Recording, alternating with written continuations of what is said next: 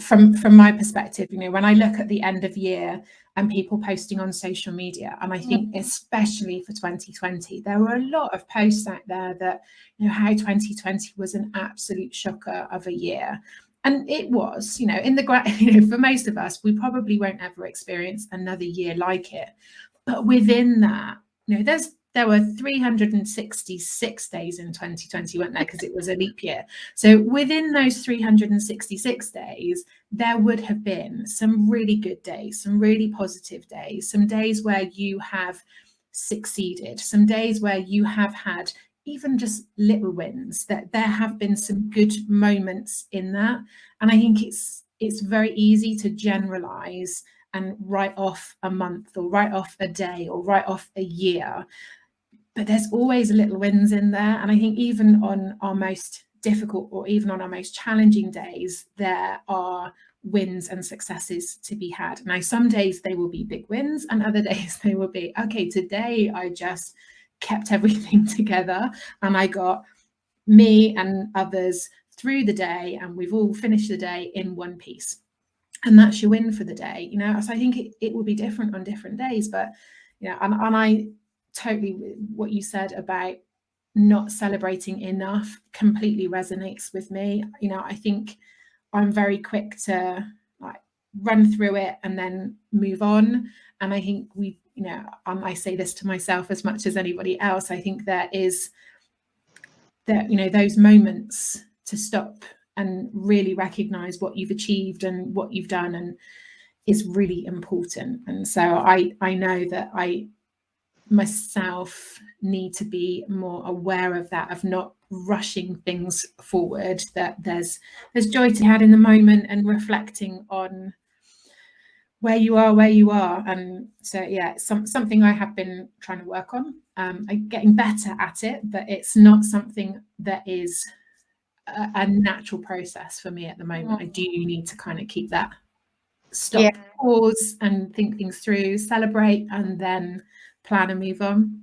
Yes, yeah. For me, it's a sort of, I really enjoy ticking things off the list. I love ticking things off the list, but once that's done, it's like, right, on to the next thing, on to the next thing. And of course, you feel like you never get there, wherever there is, perhaps. So well on your definition of success, because if your definition of success is, you know, something really tangible and you're really going for it, then that's one thing. But if it is just literally to, you know, do your 10,000 steps or, you know, get through the day without, you know, losing your rag with the children or, you know, whatever it is, because it's been such challenging times, they still are, and people are under immense pressure. So, you know, I think it's, breaking things down as well and making, you know, small wins that you can celebrate and just sort of, you know, you've got through the day. And and I don't think we can compare what the successes are at the moment in a lockdown to what the successes would be, you know, 18 months ago on what was a normal working day. And I think that's where, you know, there's some reminders there for all of us in that we need to be a little bit kinder to ourselves and to other people in terms of what we expect from ourselves and what we expect from other people, because we don't necessarily know what everybody's challenges are. We don't necessarily know the conditions that somebody is working in at home, or the fact that they're trying to juggle homeschooling, running their own business, or being in work for an employer. We don't know whether they've had family members who have been unwell or lost. You know, we don't know any of that. We certainly don't know all of it. We might know some of it, but we certainly wouldn't know all of what people are experiencing. So I think we need to be kind to ourselves in what we expect from ourselves, but we also need to show that kindness to other people as well, whether it's family and friends or whether it's our colleagues or employees. I think that kindness really needs to be ramped up.